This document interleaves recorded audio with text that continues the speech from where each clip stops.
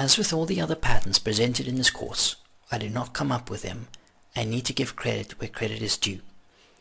Let's take a look at the head and shoulders pattern. It's been around a long time and is found in most textbooks.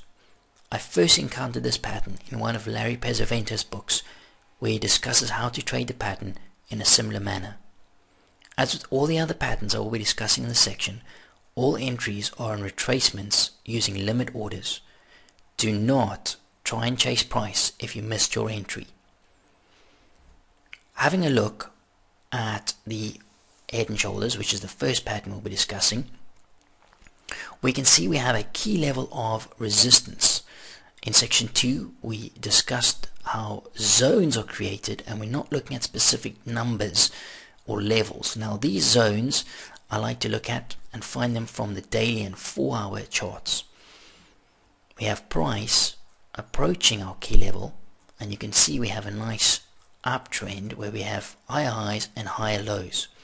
What happens in this instance is we have price drive up, come just below our level where we have different orders stacked, and what happens is we have the first block of orders getting taken out, which causes price to fade. You can note the uptrend with higher highs, higher lows, and a nice uptrend line forming. We then have price drive deeper, this time taking more orders out in this block or this resistance zone, and you can see this high on the left is taken out.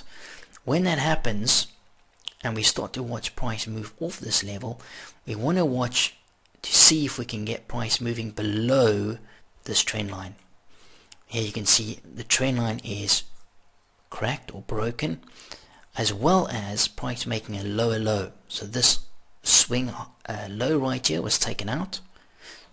So we came up in an uptrend, we drove deeper into this resistance area before fading, breaking the trend line and making a lower low.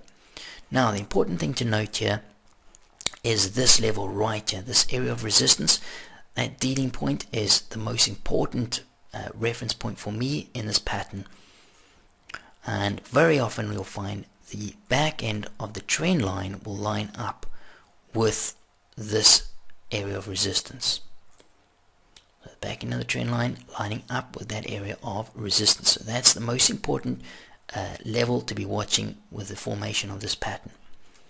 You'll also notice very often we have a fib retracement lining up with that level, anywhere from a 618 to a 786, and sometimes the 886, which is a very deep retracement, and price moves to the downside from there.